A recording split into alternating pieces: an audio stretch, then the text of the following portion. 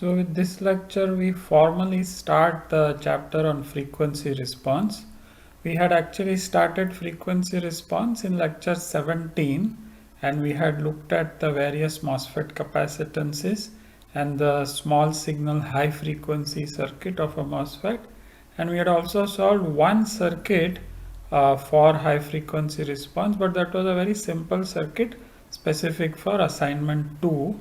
Now we start with the first kind of formal circuit the usually frequency response chapter start with. So that is the common source amplifier with a resistive load.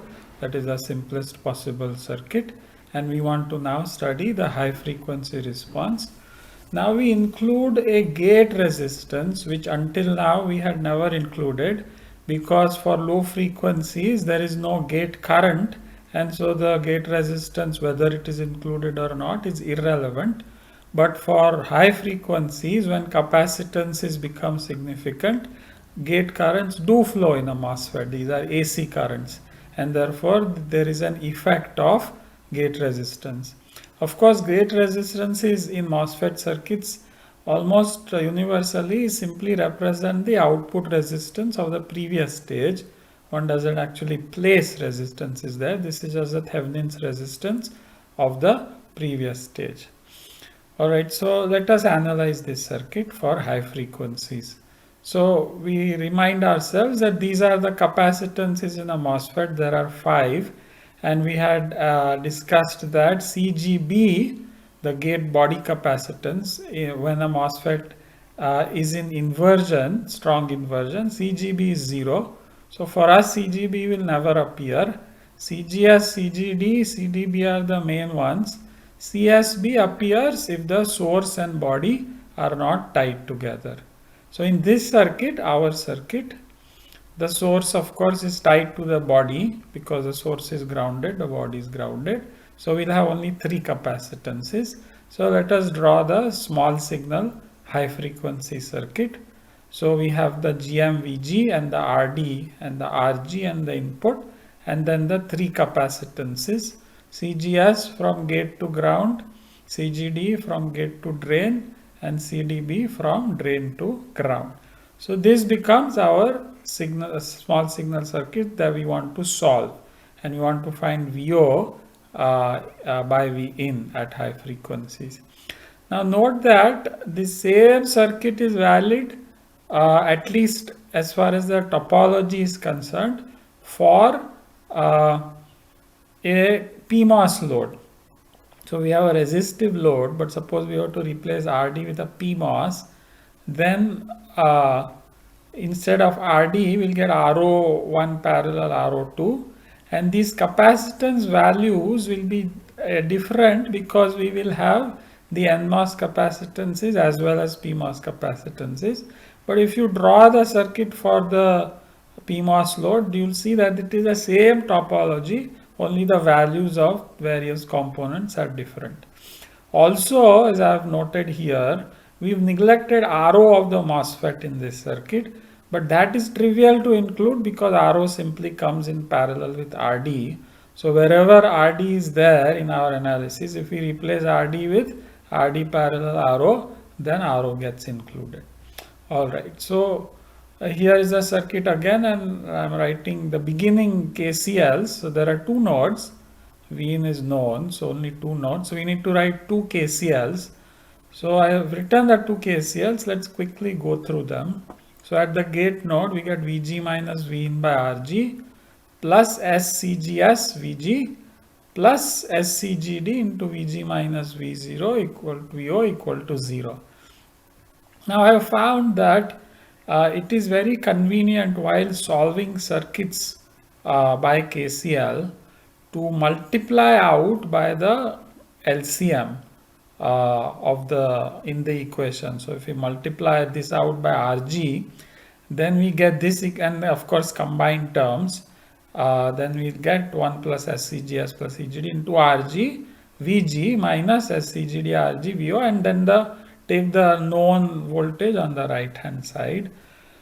This is very convenient in manipulating because fractions are always difficult to manipulate.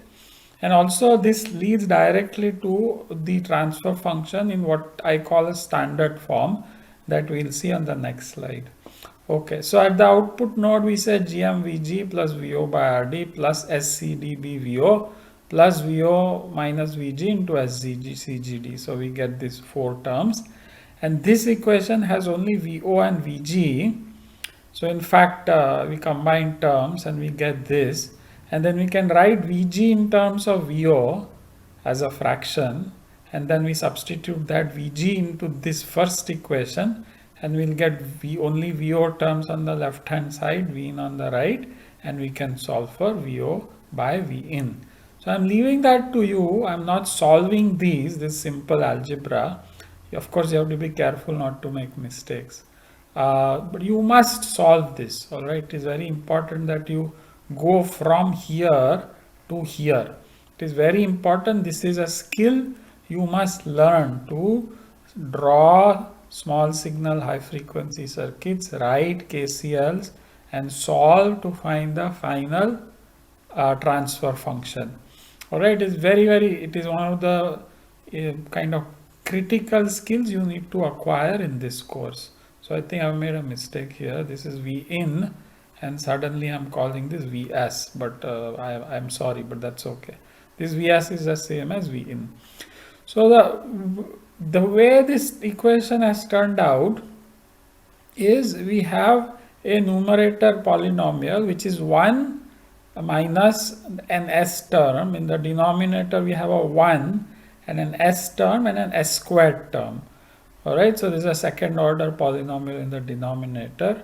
Now actually, if you recall your circuit theory, the order of the transfer function, the denominator polynomial, is equal to the number of independent energy storage elements in a circuit. In this circuit there are 3 capacitors, but the 3 capacitors are forming a loop, and when they form a closed loop there are basically 2 independent capacitors, and therefore the denominator is a second order polynomial. Also, as I was saying, the way this is written, so one can write it as like this: some AV0 into 1 minus S by Z divided by 1 plus AS plus BS squared. Now, if S is small, which basically corresponds to low frequencies or 0 frequencies, then these terms become 0, and we end up with only AV0, which is the low frequency gain. All right, so I call this the standard form because when written in the standard form, the constant directly gives the low frequency gain, which is very convenient. All right, so please remember that this is my definition of standard form, and in an exam I say derive the transfer function and write in the standard form. This is what I am expecting, this form. All right, so there are 2 poles and 1 0, and of course we can find the 2 poles of the denominator quadratic by finding the roots of the quadratic, which will be of course the 2 poles of the transfer function. Now of course poles can be found by just using calculators, but it is useful to get approximate expressions for poles for qualitative analysis. So let us do that. So this is our quadratic, and we say we want to find the roots approximately. We want to find expressions for these roots.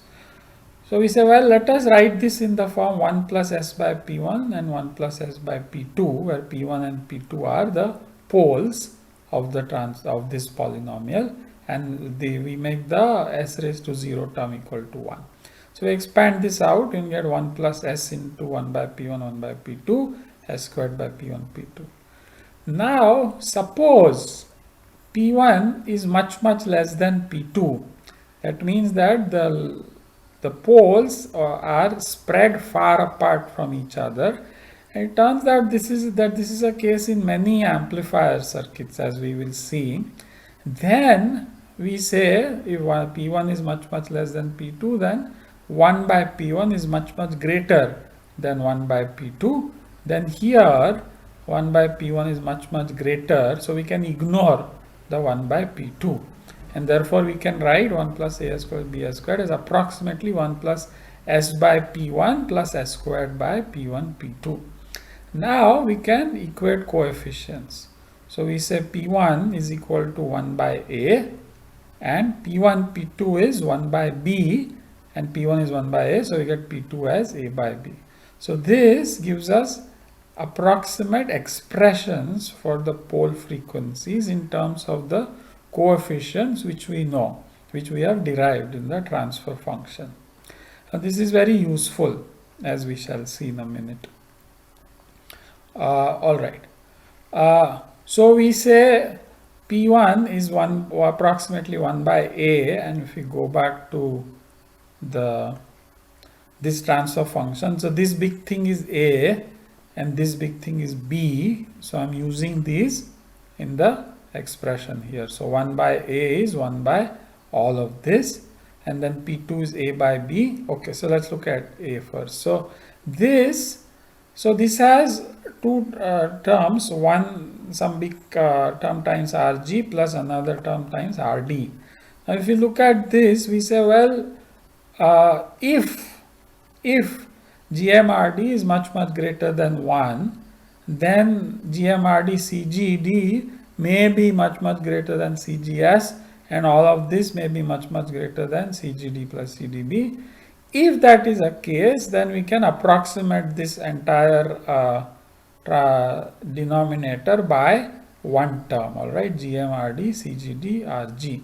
Of course, this is true only in specific cases, but let me come back to that just in a second. So then we say P2 is A by B, and A is this approximately, so by B, and then we say if CGD is much smaller than CDB and CGS, which is often the case, then we can ignore the first two terms, and then the RD/RG anyway cancel, so we'll get GM CGD by CGS CDB. Now what this enables us to do is we can now look at this expression, assuming that this is a good approximation, and we say, okay, this is my P1, and of course we want P1 P2 as large as possible, right? Any amplifier, we want to make the poles as high as possible so that the amplifier gives a good frequency response. So looking at this expression, we can think about designing the circuit so that P1 can be made as large as possible. So we say, well, we need to make GM small and RD small and CGD small and RG small if we want to make P1 large. This is the advantage of finding expressions for critical quantities in a circuit. It helps us design with more educated knowledge, because if we just get numbers, there is no way of knowing what are the trends. If I want to increase P1, what do I do if I just have numbers? But if I have expressions, then I can study the expressions and make educated decisions about changing parameters in the circuit.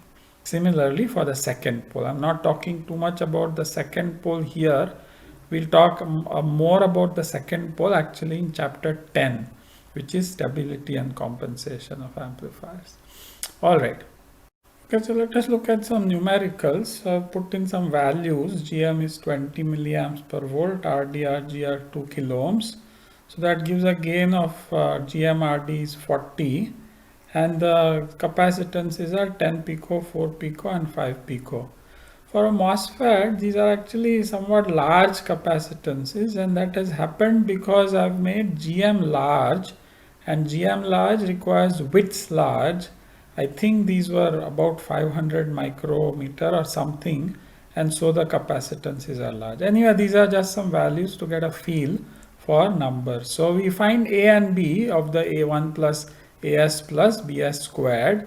So A is all this, so we put in numbers 10 pico, 1 plus 40, 4 pico into 2K, 9 pico plus 2 into 2K, and that gives us 366 nanoseconds. A is in seconds, so this is nanoseconds, and B will be C squared times R squared, so put in all the numbers. So that is 440 nanoseconds squared. And then P1 is approximately 1 by A, so 1 by 366 nano, which turns out to be so much mega radians per second, or 435 kilohertz. And P2 is A by B, and that turns out to be 132 megahertz, and the zero is 800 megahertz. So in this circuit we can see that the two poles are actually very far apart. They are about more than 1,000 times apart.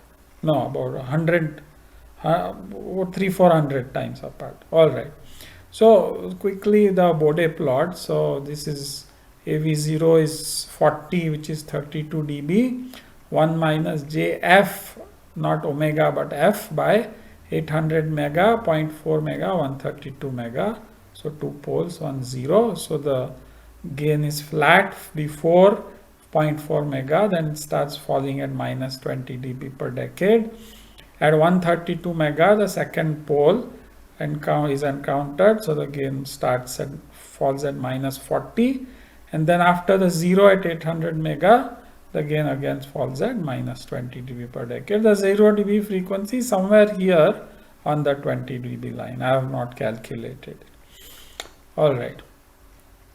Now, as I said, so this P1 is also the minus 3 dB frequency, right?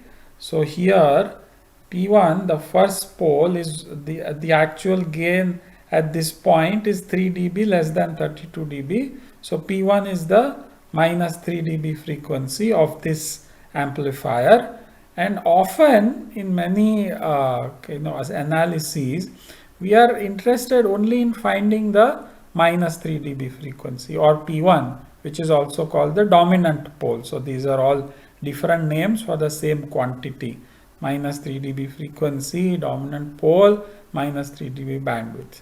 So it turns out, and perhaps you've done this in your undergraduate course also, that it is possible to estimate the minus 3 dB frequency of a circuit, of an amplifier, without actually deriving the transfer function, because deriving transfer functions can be very tedious and very lengthy.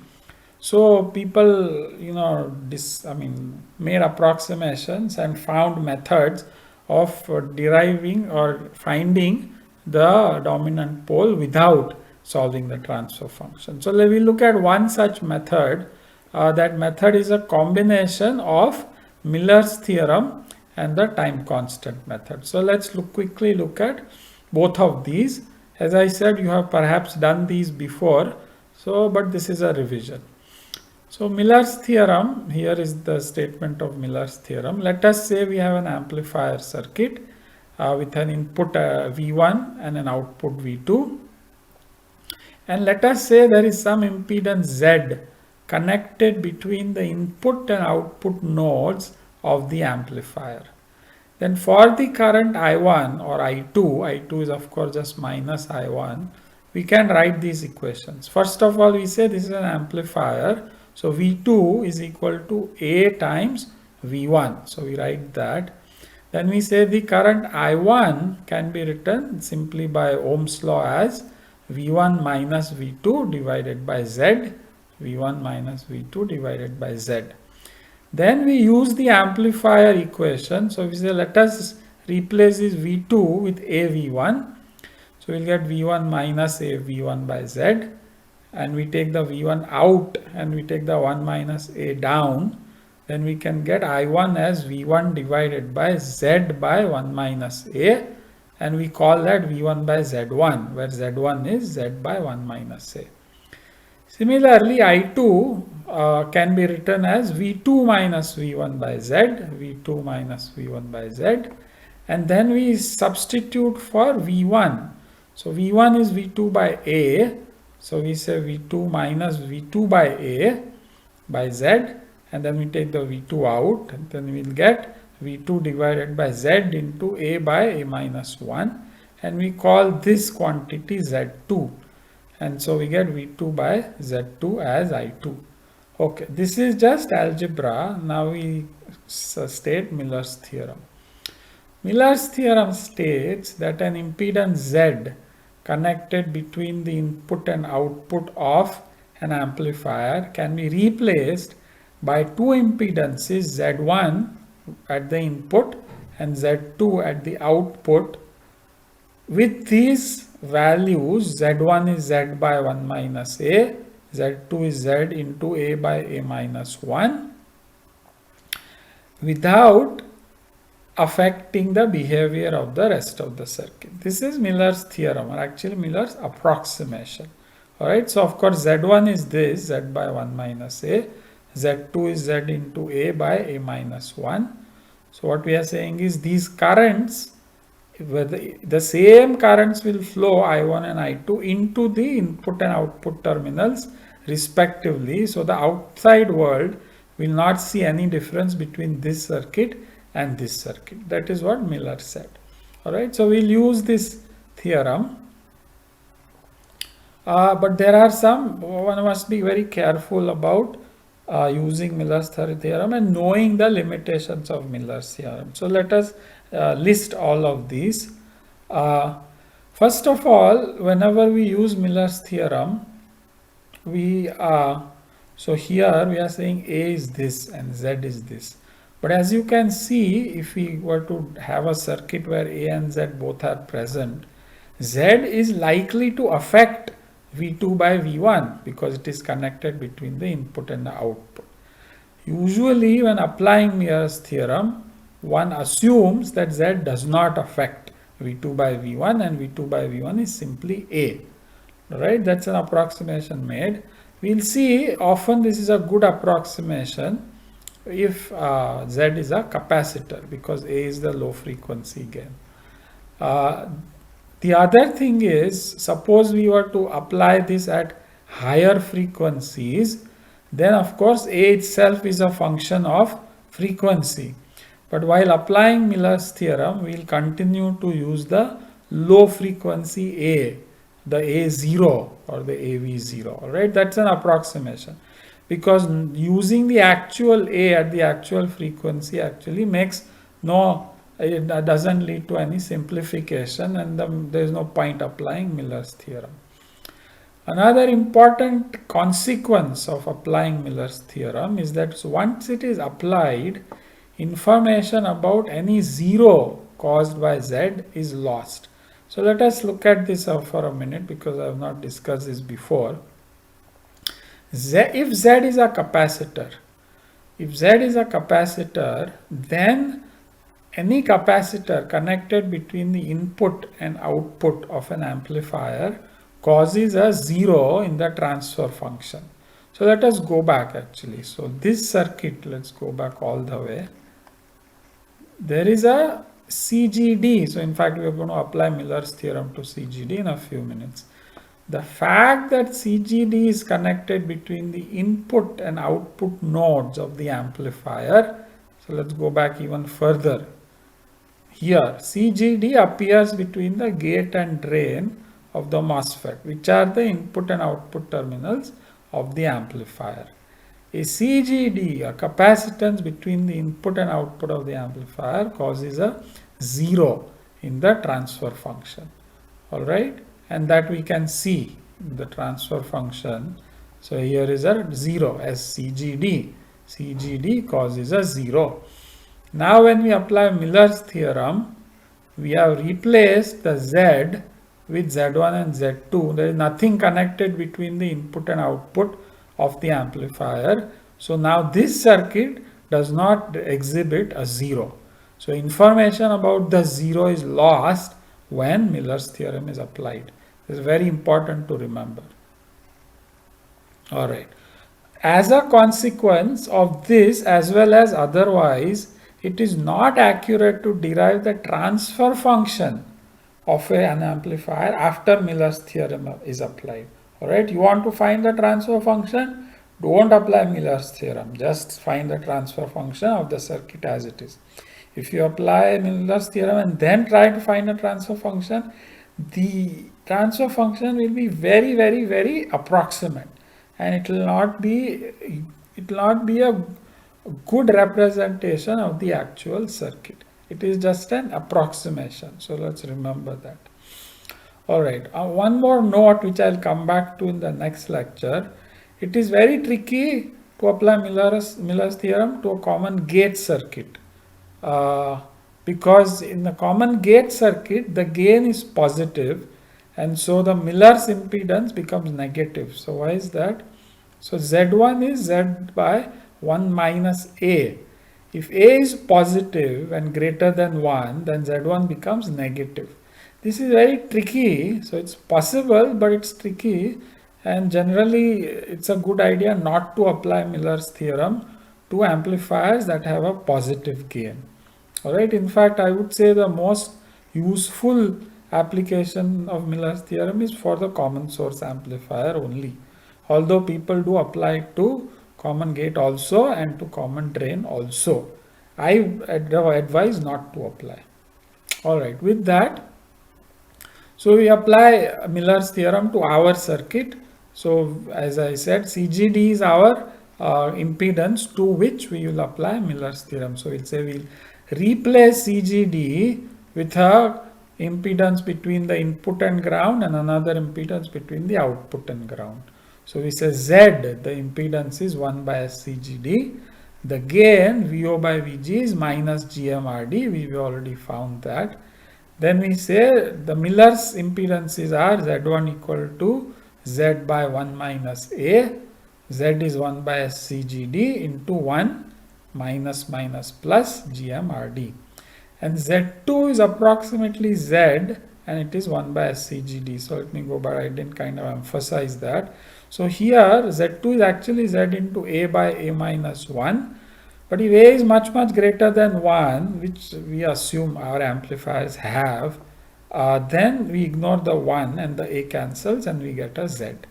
Alright, so except for common drain, in case you want to be adventurous enough and apply Miller's theorem to the common drain, where A will be very close to 1, then you don't want to ignore the minus 1. For common source, usually this is what is done. Z2 is basically Z. So these become our two Miller's impedances for our circuit that we are discussing, the common source amplifier. Okay, so this is step 1 of our approximating for the minus 3 dB frequency. The step, okay, no, before that I have something more to say here. All right. So once we apply Miller's theorem, then we'll have a capacitance here and a capacitance here, and CGD is gone. This capacitance is the sum of CGS, and so incidentally, of course, this is also just a capacitance appearing between the gate and ground. So that will add to CGS. This will add to CDB. So the capacitance is we get a C1, which is CGS plus CGD into 1 plus GMRD, and C2 is CDB plus CGD. So this came from the Miller theorem. This capacitor is called the Miller capacitance, and its value can be large because GMRD can be large. So even if CGD is small, the fact that it is getting multiplied by GMRD can make the Miller capacitance large, and that significantly affects the frequency response of specifically of common source amplifiers. So let's see physically why, what is it that makes the equivalent capacitance of CGD large when it is reflected to the input. So if we look at this circuit, we say, well, for some input VG, the output is minus GMRD times VG. Alright, so this is minus GMRD times VG, and GMRD can be large. We have 40, but if you have a PMOS there, this can even be 200. So it can be minus 200 VG. Now what that means is, suppose there is a small change in VG. Alright, so in the AC circuit, there is a VG is small, that causes a large change in VO and a negative. So if VG is something, VO is negative and large. What that means is that the voltage across CGD is very large, because it is a difference between VG and minus GMRD VG. So VG minus GMRD VG. So the voltage across the small capacitor is large, and therefore a large current flows in this capacitor, because of the amplification property of the circuit. And because a large current flows, this capacitor appears as if it's a large capacitor. Alright, and that is why the Miller capacitance is large in value. It is directly related to the amplification property of the circuit. Alright, and now as I was saying earlier, that is part 1 of approximating our 3 dB frequency. Part 2 is what is called as the open circuit time constant method. The open circuit time constant method states that the -3 dB frequency of a circuit can be approximated by the following formula. So if we call this -3 dB frequency P1, the dominant pole, then this method says that P1 can be written as 1 divided by the sum of Ri Ci, where Ci is every capacitance in the circuit and Ri is the Thevenin's resistance seen by Ci. Alright, so if there are 3 capacitors in the circuit, then we say R1 C1 plus R2 C2 plus R3 C3, and then C1 is one capacitor, R1 is the Thevenin's resistance seen by C1, and so on. Alright, so now let us apply this method to our small signal circuit after Miller's theorem is applied. So now we have 2 capacitors in this circuit. So we say C1, C2, and we find the resistances seen by C1 and C2. C1 we have already found the expressions for C1, C2. The resistance seen by C1 is of course just Rg, it's a simple thing.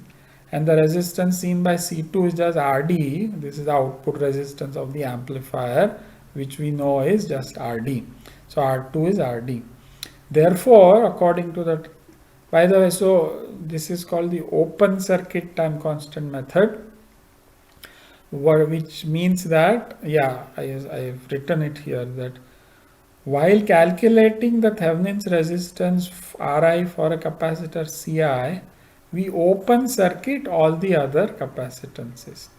Alright, of course in this circuit it doesn't matter, but there will be other circuits where whether this capacitor is open circuited or not affects the resistance seen by the other capacitor. Alright, so we say according to the time constant method, then P1 is equal to 1 by C1 R1 plus C2 R2, C1 R1 plus C2 R2. So we write down the approximate expression for P1 as obtained by Miller's theorem and the open circuit time constant method. Now we compare this with the exact expression we had found from the transfer function. Okay, so this is the expression we just got, and now this is the transfer function we had derived earlier, or at least I had written it down. You have to derive it to make sure that I am not cheating here. If we compare the first order term, we see that that is identical to this term. Alright, magically the exact expression for the first order term, which is 1 by the pole, is the same as the approximate expression. Alright, so what this is telling us is that the time constant method applied after Miller's theorem gives us a very good, well, in fact, the exact expression for P1 as the transfer function gives. Of course, this is, there are a few assumptions we made along the way, but basically this is true. Alright.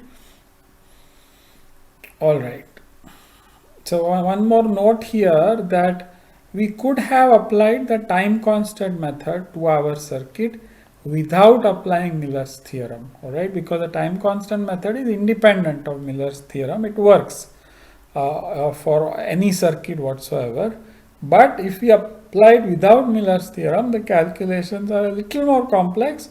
I would suggest you try it. You try applying the time constant method to this circuit without Miller's theorem. So there will be 3 capacitances and you'll have to find R1 C1, R2 C2, R3 C3. Alright.